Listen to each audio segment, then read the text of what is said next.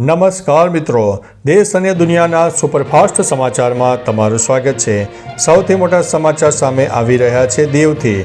દીવમાં પવન સાથે વરસાદ, દરિયામાં કરંટ જોવા મળ્યો। દીવમાં ડિપ્રેશનના કારણે વાતાવરણમાં મોટો પલટો જોવા મળ્યો। અહીંના દરિયા કિનારાના વિસ્તારો જેમ કે નાગવા, ડાંગરવાડી, કેવડી, વણાકબારા, સાવદવાડી, બુચરવાડા, ઉદમ અને ધોધલાવાડીમાં પવન સાથે કમોસમી વરસાદ વરસી ગયો। આ અસરના કારણે દરિયામાં પ્રચંડ કરંટ જોવા મળ્યો, જેના પરિણામે ઊંચા મોજા ઉછળ્યા। માછીમારોને દરિયો ન ખેડવા માટે સલાહ આપવામાં આવી છે। મિત્રો, અન્ય મહત્વના સમાચારની વાત કરીએ તો ગીર સોમનાથમાં 4 ઇંચ વરસાદથી પાક નષ્ટ થઈ ગયો। ગીર સોમનાથ જિલ્લામાં કમોસમી વરસાદથી ખેડૂતોને મોટું નુકસાન થયું છે। સોમનાથ મહાદેવના ધામ સહિત સૂત્રાપાડામાં છેલ્લા 24 કલાકમાં લગભગ 4 ઇંચ જેટલો વરસાદ થયો, જેના કારણે કપાસ અને મગફળી જેવા તૈયાર પાકોને નુકસાન થયું છે। વેરાવળમાં 2.5 ઇંચ, ઉનામાં 1 ઇંચ અને તાલાલા અને ગીર ગઢડામાં 1/2 ઇંચ વરસાદ પણ પડી ગયો। ખેડૂતોએ સરકાર પાસે તાત્કાલિક પાક સર્વે અને યોગ્ય વળતર આપવાની માગણી કરી છે। મિત્રો, અન્ય મહત્વના સમાચારની વાત કરીએ તો 23થી વધુ જિલ્લામાં હજુ પણ વરસાદની આગાહી। હવામાન વિભાગ દ્વારા રાજ્યમાં ફરી એકવાર ભારે વરસાદની આગાહી વ્યક્ત કરવામાં આવી છે। અરબી સમુદ્રમાં ડીપ ડિપ્રેશન સક્રિય થયું હોવાને કારણે ઉત્તર ગુજરાત અને દક્ષિણ ગુજરાતમાં વરસાદ માટે યલો એલર્ટ આપવામાં આવ્યું છે। સૌરાષ્ટ્ર સહિત 23થી વધુ જિલ્લાઓમાં કમોસમી વરસાદ થવાની સંભાવના છે। બનાસકાંઠા, પાટણ, મહેસાણા, સાબરકાંઠા, પંચમહાલ, દાહોદ અને મહીસાગરમાં માવઠાની શક્યતા વર્ણવવામાં આવી છે। મિત્રો, અન્ય મહત્વના સમાચારની વાત કરીએ તો જાહેરાતથી ભડક્યા ટ્રમ્પ, કેનેડા ઉપર લાગશે 10% વધારાનો ટેરિફ। કેનેડા દ્વારા ટેરિફના વિરોધમાં એક જાહેરાત પ્રકાશિત કરવાથી ડોનાલ્ડ ટ્રમ્પ ગુસ્સે થઈ ગયા છે। ટ્રમ્પે જાહેરાત કરી છે કે જો કેનેડા આ વિવાદાસ્પદ જાહેરાતને તાત્કાલિક નહીં હટાવે તો તેઓ કેનેડા પર 10% વધારાનો ટેરિફ લાદવામાં આવશે। આ જાહેરાતમાં અમેરિકન ટેરિફની ટીકા કરવા માટે ભૂતપૂર્વ પ્રમુખ રોનાલ્ડ રીગનના શબ્દોનો ઉપયોગ કરવામાં આવ્યો હતો, જેનાથી બંને દેશો વચ્ચેના ટ્રેડ વોરમાં તણાવ થયો છે। મિત્રો, અન્ય મહત્વના સમાચારની વાત કરીએ તો છેલ્લા 24 કલાકમાં 71 તાલુકામાં વરસાદ, સૌથી વધુ નવસારીમાં 6.18 ઇંચ જોવા મળ્યો છે। ગુજરાતમાં છેલ્લા 24 કલાકમાં કુલ 71 તાલુકામાં વરસાદ નોંધાયો છે, જેમાં દક્ષિણ ગુજરાતમાં સૌથી વધુ વરસાદ નવસારીમાં 6.18 ઇંચ નોંધાયો છે।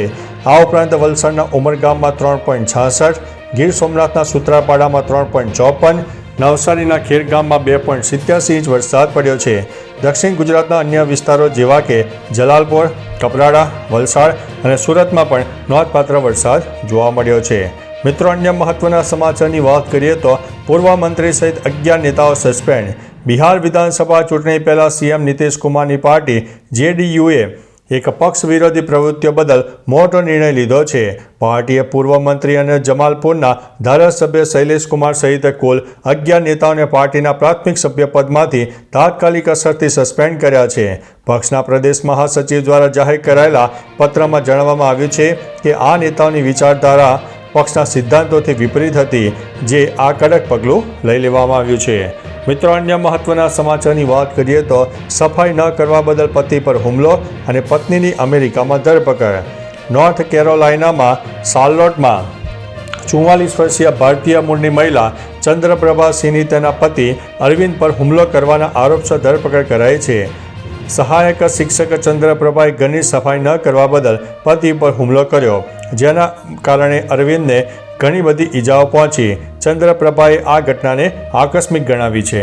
મિત્રો, અન્ય મહત્વના સમાચારની વાત કરીએ તો અભિનેતા સલમાન ખાન આતંકી ઘોષિત। બોલિવૂડ અભિનેતા સલમાન ખાનને સાઉદી અરબમાં એક શો દરમિયાન બલુચિસ્તાનને પાકિસ્તાનથી અલગ ગણાવતા વિવાદ સર્જાયો। આ નિવેદનને કારણે પાકિસ્તાની શાહબાઝ સરકારે સલમાન ખાનને આતંકવાદી જાહેરાત કરીને 4th શેડ્યુલમાં મૂકી દીધો છે। પાકિસ્તાનના ગૃહ મંત્રાલય આ અંગે આધિકારિક નોટિફિકેશન પણ બહાર પાડ્યું છે। જો કે આ બાબતે સલમાન ખાન કે તેના પ્રતિનિધિઓ તરફથી હજુ કોઈ પ્રતિક્રિયા આવી નથી અને આ સમાચારની પુષ્ટિ અમારી ચેનલ પણ કરતી નથી। મિત્રો, અન્ય મહત્વના સમાચારની વાત કરીએ તો એઆઈ પોતાને બચાવવા બનાવી રહ્યું છે બેકઅપ પ્લાન। પેલેસેડ રિસર્ચ મુજબ કેટલાક અદ્યતન એઆઈ મોડલ્સ પોતાને બચાવવા માટે સર્વાઇવલ ડ્રાઈવ વિકસાવી રહ્યા છે અને બંધ થવાના આદેશનો વિરોધ કરતા જોવા મળ્યા છે।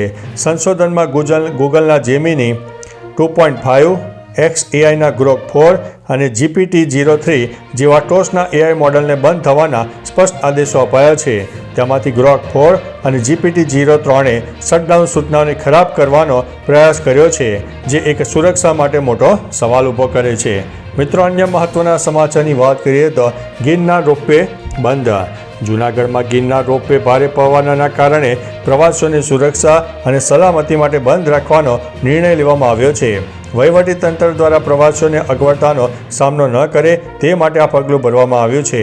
રોપવે સર્વિસ પુનઃ શરૂ કરવા અંગેની જાહેરાત પવનની ગતિ ઓછી થતાં અને હવામાન સામાન્ય બનતા તુરત જ કરવામાં આવશે, જેથી પ્રવાસીઓ ફરીથી ગિરનાર પર્વત ઉપર જઈ શકે.